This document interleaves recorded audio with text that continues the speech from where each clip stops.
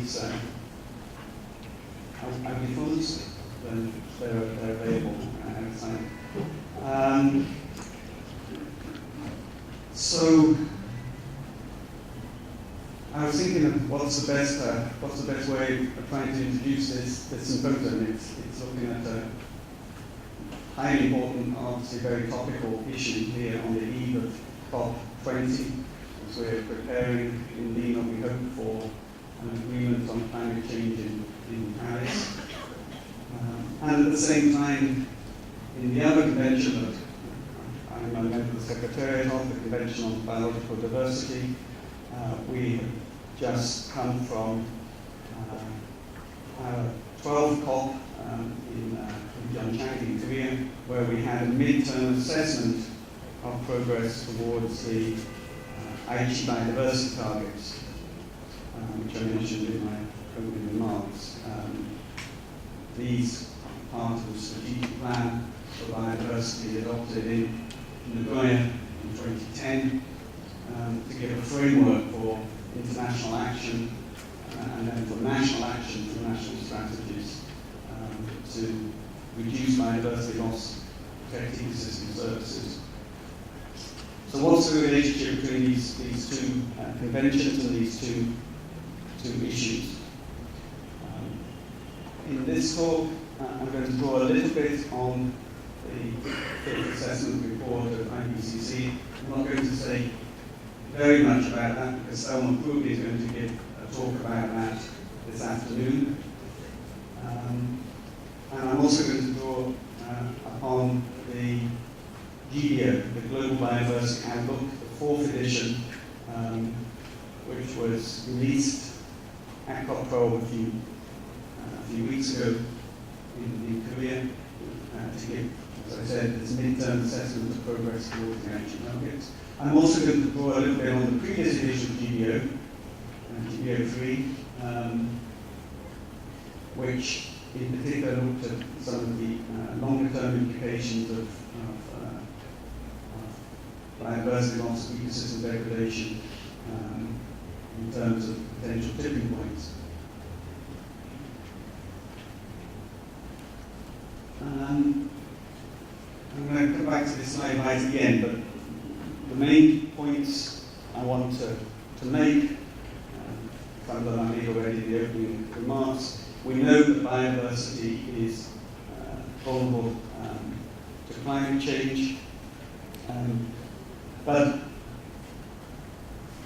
there are a whole range of pressures and drivers on biodiversity, and we need to take into account the interactions of all these if we're going to understand what we need to do, both in terms of the climate agenda and in terms of the biodiversity agenda.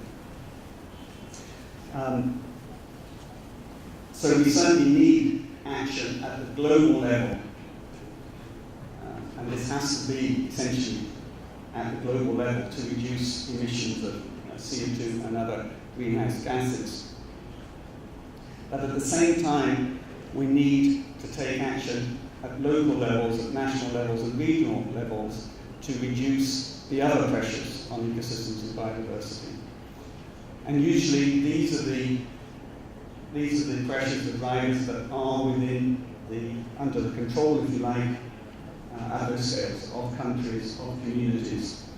These are land use change, deforestation, another change in habitat, forest degradation, over-exploitation of wildlife, in particular of fish and the fishing, and pollution, particularly land-based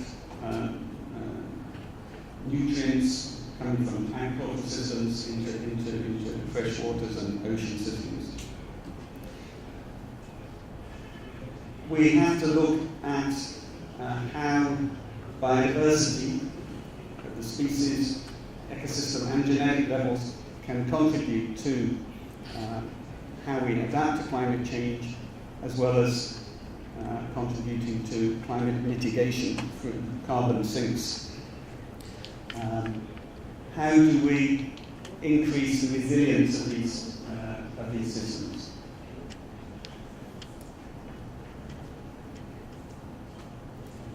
because of all this, as a global agreement on climate change is developed, it's essential that we take into account all the sources of greenhouse gas emissions, so not only from energy and transport and the industrial sector, but also from land use change.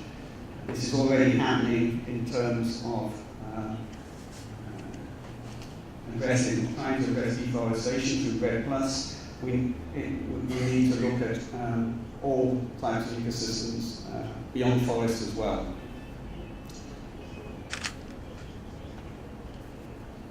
And so we have to take account of all these land use change effects in our response to climate change.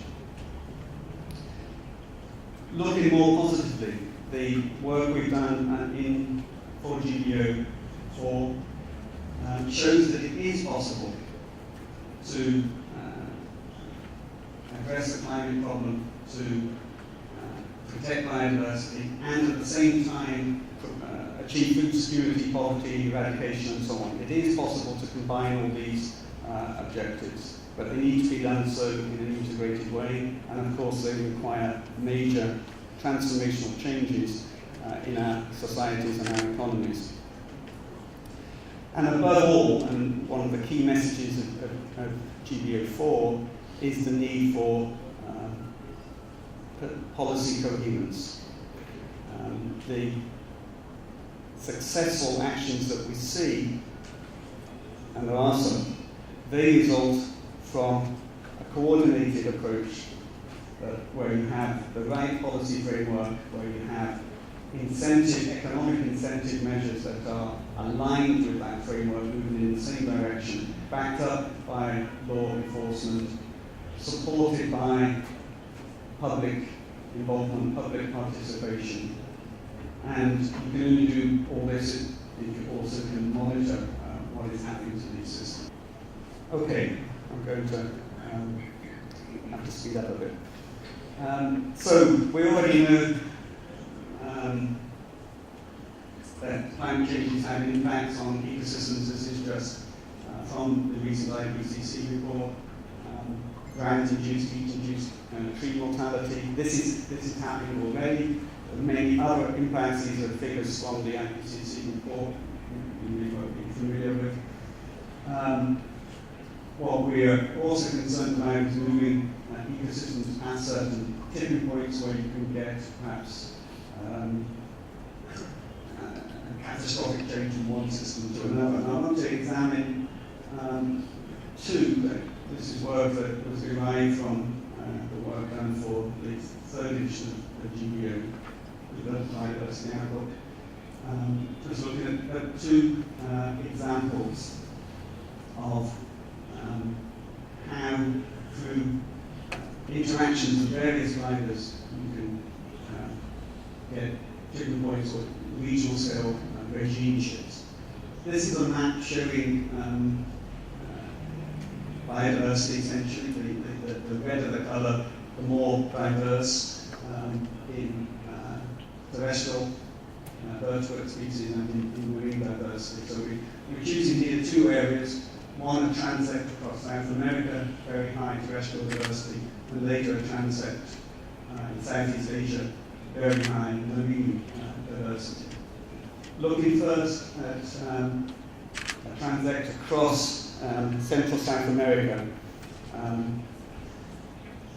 So through Ecuador, Peru, Brazil, the Andean mountains, the montane forests, the tropical forest, the Amazon, Sahara, and so on. And as we know, this is a major reservoir for biodiversity, very high species richness, very high endemism. It's also really a major source of carbon. The ecosystem services here, for example, the Amazon rainforest, we know helps the ecological biophysical processes there, help maintain the rainfall patterns in the Amazon itself and throughout the continent of South America, supporting agriculture, also, of course, in further south in Brazil, in Argentina, Paraguay, Uruguay, and so on. And of course, home to many indigenous and local communities, very high cultural diversity as well.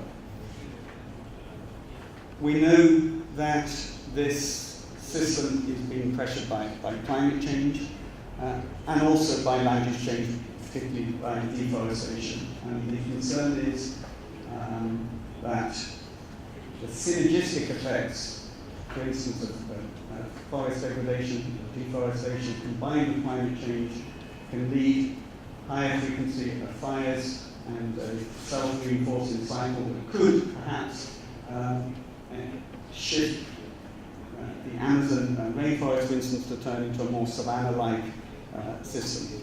Of course, there are huge uncertainties with this. The suggestions from recent work from the World Bank and others, for instance, is that if you lose more than about 20% of the Amazon forest and you have more than 4 degrees warming, then you have a real higher chance, let's say, of this shift happening. But I should emphasize the uncertainties here. At the same time, closer to this part of the continent, loss of snowfields and glaciers is reducing, actually temporarily increasing stream flow, but risks in the longer term reducing stream flow. You have systems moving upwards with climate change.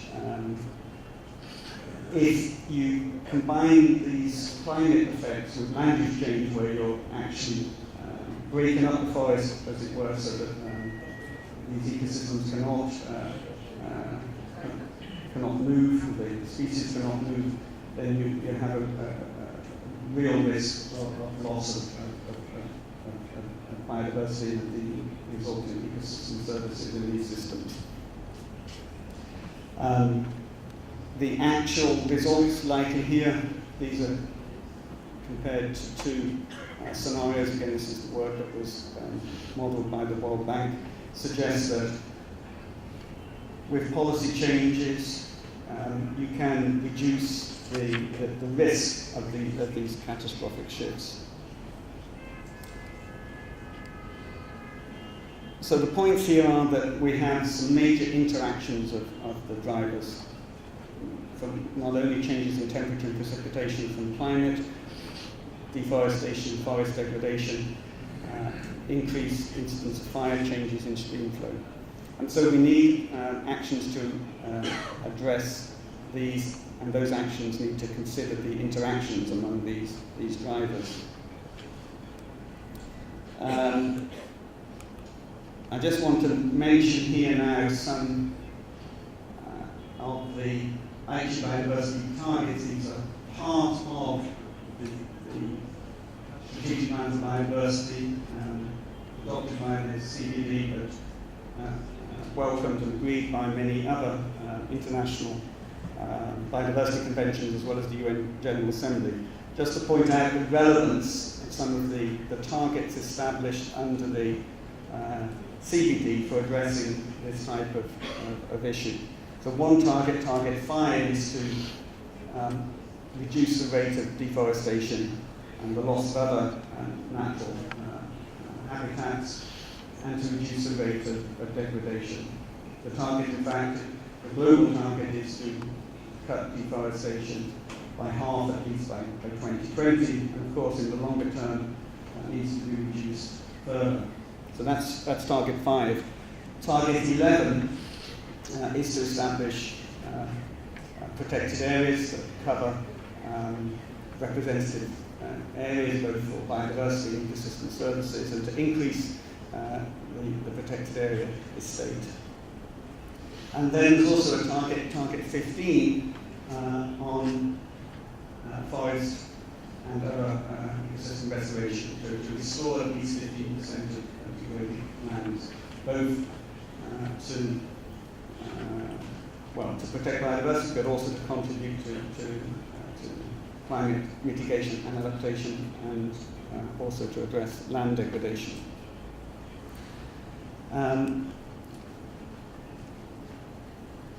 At least a partial success story comes from Brazil. looking at the rates of deforestation in the Brazilian Amazon. That's shown by the red line there. In the early 2000s, it was extremely high, and it's been reduced by some 80% since then. And that has been through a combination of measures, including essentially measures aligned to those targets that I just mentioned. One of the actions was to greatly enlarge the protected area state in the Amazon during this period, as well as give greater recognition and rights to indigenous and local communities. But that was not enough. There was also need to address deforestation directly. There was greater enforcement through the Environment Agency, IBAMA. This was backed up with incentive measures. For instance, municipalities where deforestation rates were particularly high were denied access to agricultural credits. And all of this was aligned with a policy framework, the Brazil Law on Natural Vegetation, commonly known as the Forest Code, which limits deforestation in the Amazon. So only up to 20% of the land can be converted to agricultural or ranching use. And there are other requirements as well. There are some recent changes in that Forest Code. So there's a combination of measures there that have together achieved this major reduction. And I think that's an important step forward. There's been, in the last, the figures in the last year have gone up a little bit. We hope that that's a temporary measure. But one other thing I want to point out here that's not so good, and which is relevant, I think, to one of the other conclusions we have to draw, is the still high rate of deforestation, in fact, recently increased rate of deforestation in the Sahara. These savanna-like areas, highly vulnerable to conversion to agriculture. How much of this is a leakage effect from reducing deforestation in the Amazon? But certainly it points to the need to look at not only classical forest ecosystems, but other ecosystems as well.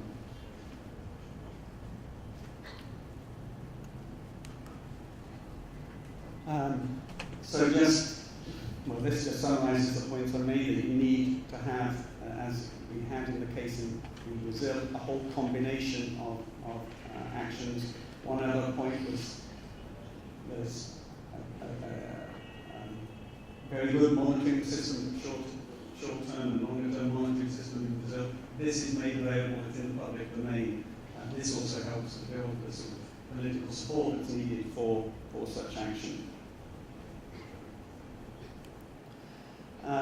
This is a map of the carbon density in Peru. It's recently published by Greg Asner and others from their LIDAR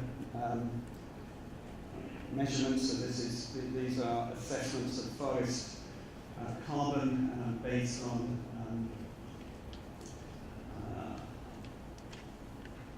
imaging through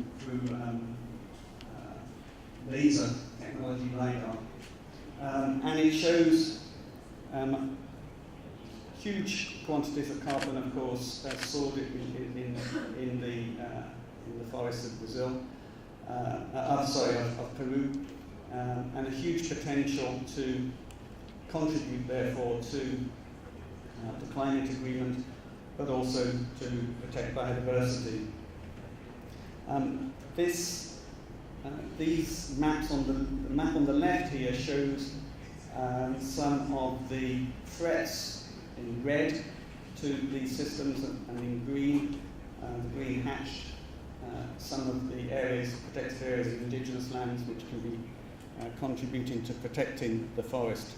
The map on the right shows the remaining parts of the forest that are high carbon.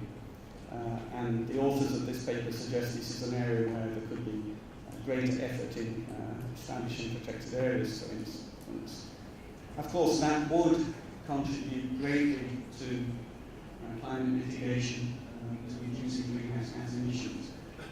But we have to remember that we also want to make sure that we protect the areas of high biodiversity value.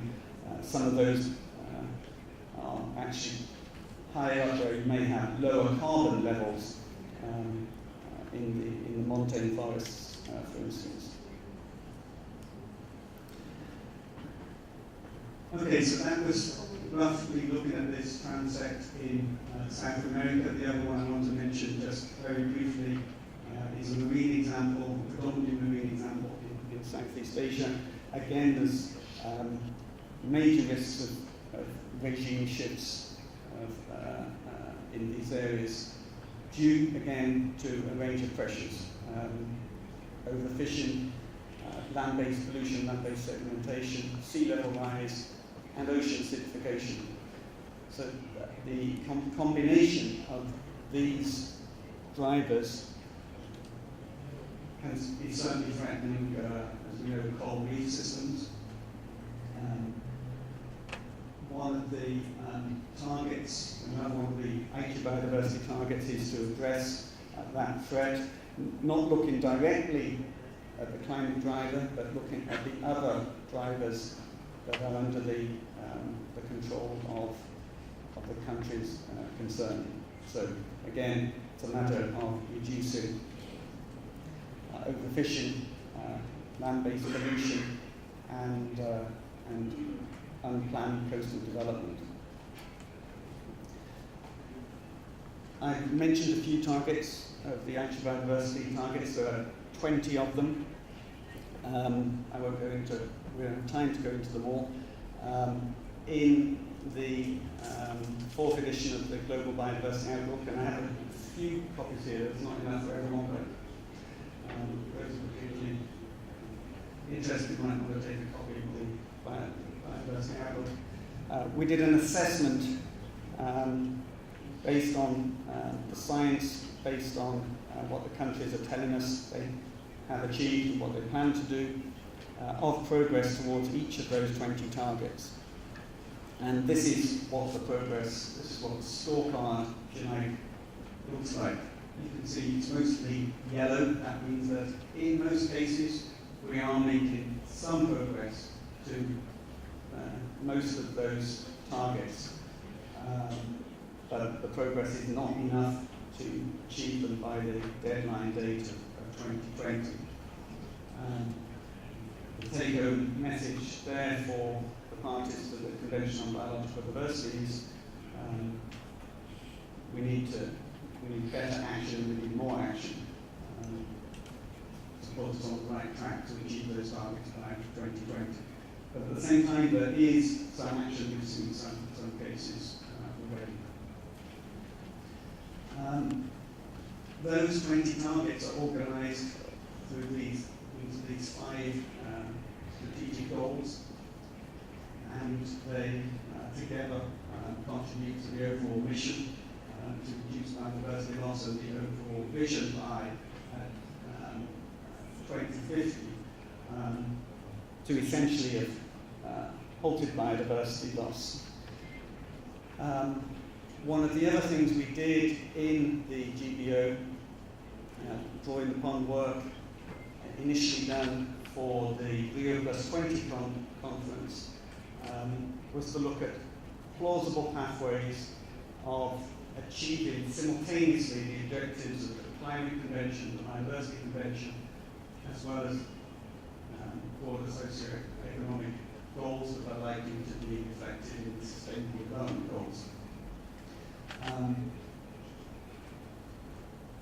There is the conclusions of this work, this scenario building work, is that it is possible to slowly eventually halt the loss of biodiversity. This is according to one measure, which is the mean species abundance. To do so, you need a package of measures. The emphasis you give to each of the elements in this package may vary, but basically it includes improving agricultural technology so that you can produce more food on less land, using less chemical inputs and water more efficiently. It means investing in what we might call ecological infrastructure through protected areas, through ecosystem restoration, and reducing the degradation and fragmentation of those areas. It also means reducing waste and changing consumption patterns. And finally, it might involve some use of bioenergy. The actual mix of these, there can be various mixes of these, but you need all of these approaches in order to achieve these goals simultaneously. One concern we have is if you look at the RCPs, the representative concentration pathway, the scenarios that the IPCC report is based around, there are no scenarios there that are good for biodiversity. The one that keeps temperature increase to less than 2 degrees, RCP 2.6, involves large use of bioenergy, which will lead to further land use change. This is not though inevitable. If you look at the full range of measures that could be taken to reduce greenhouse gas emissions, the impact that may have on forests and forest area and other natural ecosystems could be any of these shown by this green space here. And the important issue here, I think, is to make sure. Actually, I'm just going to. So this is a scenario if we continue business as usual. Of course, then we get climate change going beyond 4 degrees. One response to that has been explored is the large use of bioenergy. If, for instance, you were to cap carbon emissions or to have a global carbon tax or an equivalent set of policies that only looked at emissions from energy and industry, that would incentivize the massive use of bioenergy, which would take up a lot of land directly. It would also displace food production from some of the better land, and so you'd also have to increase the area for food production. If, on the other hand, you included in those incentive schemes or those policies not only carbon emissions and greenhouse gas emissions from energy, but also from land use change, then you do not see that effect. Instead, you see, according to the models, a small increase in the area of forests and other natural ecosystems. So that just takes us back to the messages that I started with. We need to address climate change. We need a strong agreement. We need to look very much at the interactions among the drivers of ecosystem change and global change. That means we need policy coherence at the international level, what we do under the climate convention, what we do under others such as the CBD. It also means we need strong policy coherence at the national level. We'll only achieve any of these objectives if we have that policy coherence that brings together the policy, the incentives, and the public participation. Thank you. De lo que conoces en nuestra región o en otras del mundo. Y mientras voy revisando las preguntas para ti. So, in terms of forest area change, of course, there has been successes much earlier in Costa Rica, where investment in essentially making the best use of agricultural land that was already agricultural land rather than further expanding forests. So in Costa Rica, for instance, I can't remember the precise figures, but there was the majority of the country initially had forests, that went down to something between 20 and 30%, and now it's back well over 50%, more like 60 or so %. Again, investment in agriculture, and at the same time, strong forest protection laws, and that was driven largely by a national recognition of the value of forests for nature, and, of course, investment in ecotourism as well. It's a whole range of issues. Looking at other areas, there have been some advances, for instance, in fisheries management in parts of the world. Generally, fisheries is a bit of a disaster in that we've seen increased overexploitation of marine fishery stocks, often in collapses. In the UK, though, for instance, in the last decade or so, there's been some rebuilding of those stocks. So there are other examples of, and that's just a problem. There are some case studies actually in the report, in the GDO report, if you bring those to Gracias. Voy a leerte algunas, David. Una es muy parecida a la primera que formularon sobre políticas poblacionales. Dice, ¿por qué las medidas para mitigar el cambio climático no incluyen políticas poblacionales? Una. Y otra que tiene que ver con políticas más bien sobre combinación de políticas para tomar en cuenta el cambio, el uso de la tierra y que generen, o sea, cómo combinar políticas que tengan en cuenta el uso de la tierra y que también y que se contradicen con el crecimiento económico. O sea, cómo balancear el tema de políticas que tiene que ver con el uso de la tierra y su contradicción con el tema de si bajan o no la posibilidad de crecimiento económico. So, I think in response to the second question first, so, I mean, essentially, the challenge we have is balancing socioeconomic development and the increasing demands of an increasing population with these objectives of limiting the damage from climate change and from land use change, among others. There will be trade-offs. There always will be trade-offs.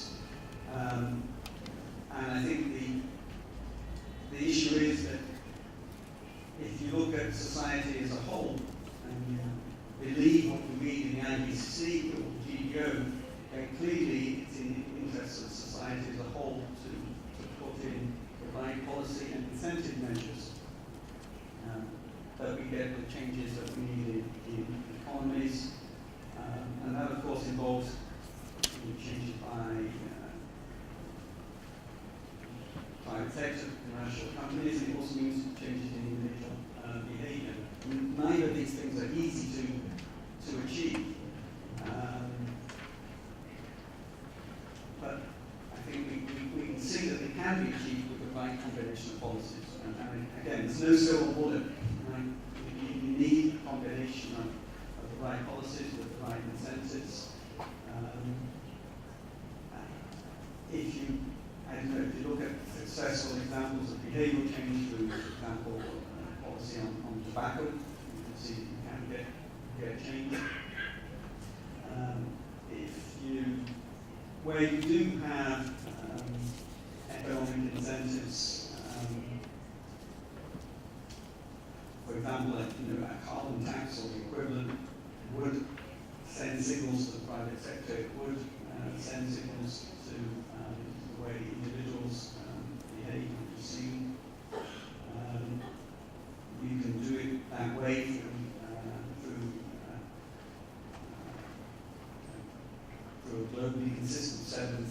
this, or you can do it through a whole mix of other policies. But you do then need that whole mix of policies that are coherent. Population. You know, I think we know that policies to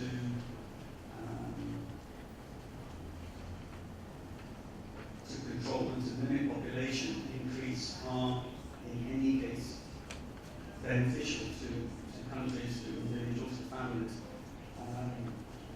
So I'm not sure that there's much extra that the climate process can add to that. We know that access to contraception, to public education is a good policy in any case. But I don't think there's much point in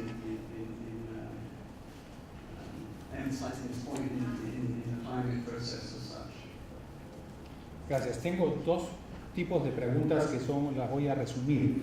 Una tiene que ver con el tema de las políticas públicas en términos de tanto de concesiones forestales, si estas influyen positivamente en la mitigación del cambio climático, como las políticas centradas en biocombustibles y bioenergía en general.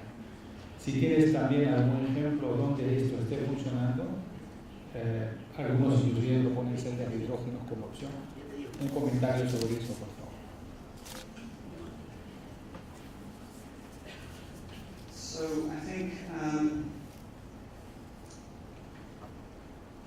going back to what I was saying a few minutes ago, we have to find ways of balancing environmental goals, well, achieving our environmental goals, and at the same time, of course, development. And that probably means that when we look at forests, for instance, as well as setting aside some areas for pure protection and some areas that should be used for production also. And in fact, some of the scenarios suggest that it's worth having some intensively managed plantations, perhaps, to provide some of the timber and perhaps, there's more doubt like this, and perhaps some of the energy that we need. And certainly I think the idea of sustainable forest concessions, where wood certainly is provided and the management of those forests is somehow guaranteed, perhaps through a certification scheme, should contribute. We know that in many cases this hasn't worked for whatever reasons, that perhaps the concessions are not, the allocation of concessions may be an issue, and management of those concessions may be an issue. But certainly, I would suggest that we need more effort in looking at policies for the sustainable management of forests, of production forests. It's an area that we need more effort in. For bioenergy, I think, in a sense, this is like other use of the land, other agricultural uses. In some cases, it's going to make sense. What I think has not been helpful in recent years is increased incentives, direct subsidies, or production mandates that have been promoted, particularly by some developed countries, that have led to a too rapid expansion of the use of biofuels, when the full impacts, full balance in terms terms of greenhouse gas emissions has not been properly accounted for. For instance, the indirect land use change has not always been properly accounted for. So if you put an additional hectare under biofuels, that's likely to be a hectare either taken away from food production or a hectare taken away from, say, forest conservation. Of course, that's not always the case, but on a large scale, it tends to be the case. So in some cases, it will certainly make sense, in other cases, not. Tengo algunas preguntas que tienen que ver con las metas de Aichi y las metas de China en Perú. Tú puedes contestar efectivamente lo que tengas como información, pero te preguntan concretamente si hay avances muy concretos y dónde tú ves los riesgos en las metas que no se están cumpliendo o que podrían no cumplirse con los objetivos de Aichi. Si tienes información sobre los avances en el Perú, puedes hacer un comentario sobre eso. Y lo otro, una de las 3 estrategias que tú has planteado tiene que ver con la descentralización y con los cambios de consumo, que hay preguntas que vienen por ahí. Esta tiene que ver con qué estrategias para hacer que las políticas de descentralización se articulen de tal manera que estas metas se puedan cumplir. Okay, so that's quite a few issues there. So,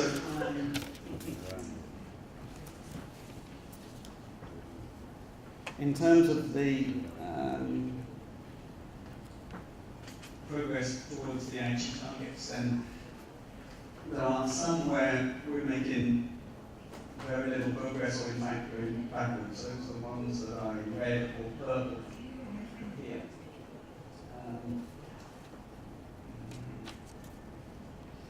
One is this one I mentioned, target 10, which is looking at the impacts of climate change and ocean acidification, particularly on ecosystems like coral reefs. And as I said, the action that needs to be taken is to reduce the other drivers. And the action that needs to be taken in the context of the CDP. And we're seeing very limited progress there. Actually, this got a lot of attention in our last conference of the parties a few weeks ago in Korea. A plan of actions, priority actions for addressing those systems was adopted at that meeting. But I think it's an area certainly where a lot of investment is needed in the national and regional level. Target 12 is about the loss of species, about species exclusions, about conservation of status of species. And this, unfortunately, is continuing to deteriorate. If you look at some individual species where there's been investment in species recovery programs, then many of them are successful. But the overall picture is again at the next COP. So these targets are, if you like, agreed at the global levels, what the international community aspires to achieve at the global level, and then they provide a framework for national targets. The national targets are not necessarily going to be the same as these. They have to take into account, on one hand, what would be, if you like, a fair contribution of each country to the local targets, and they also have to take into account, obviously, national realities. So actually tomorrow there will be the Peruvian and VSAT launched, and we'll be able to see the targets that have been developed in Peru within this framework. Tengo 2 preguntas más, quizás son las más difíciles. Una tiene que ver con estilos de consumo. O sea, ¿cómo hacer o hay que esperar a que lleguemos al límite para que haya un cambio en la voluntad de las personas y en las políticas que alienten estos cambios para efectivamente sacrificar el exceso de consumo que existe? Aunque no dice la pregunta exceso de consumo, es probablemente cosecha mía, me disculpo. Y por otro lado, finalmente, ¿qué es más fácil en términos de llegar a las metas? ¿Es controlar el cambio climático o las necesidades antrópicas. Si me refiero acá, sí, necesidades antrópicas. No, si está clara la pregunta, si tú la entiendes mejor, la otra sí está muy clara. ¿Hay voluntad para un cambio de los ciudadanos para pensar de otra manera cómo? So I think this is one of the biggest questions at the end. I think one of the big differences between the scenarios in the IPCC and those that were developed by the Netherlands Environment Agency initially for the Rio Plus 20 conference, and we had some further work done on for the GBO is the second set factored in possibility of reducing waste and reducing consumption. So reducing waste is roughly an equal part on one hand reducing post-harvest losses in agriculture in developing countries. And in developed countries reducing essentially waste in food chain and supermarkets and in households. And of course this means, the second one means individual behaviour change. And we know it's not straightforward to achieve that change. The other part of it is to look at consumption in terms of overconsumption in many developed countries and increasingly in many of the cities of the emerging economies as well. As people get richer, they will eat more empty calories and also more meat. Again, this, to change that, to shift that, you need behavioural change, and that's not straightforward.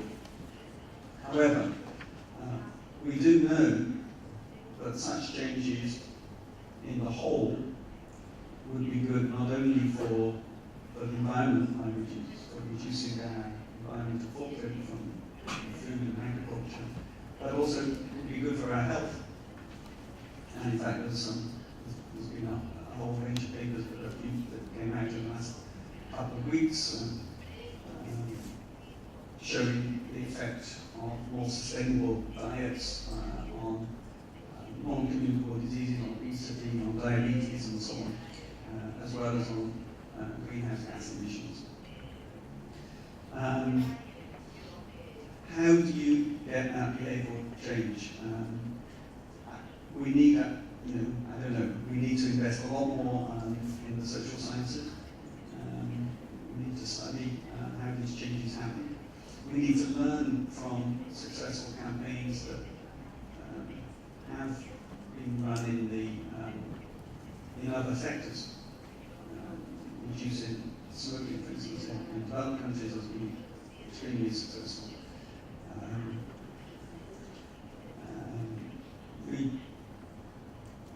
Looking at transportation patterns, use of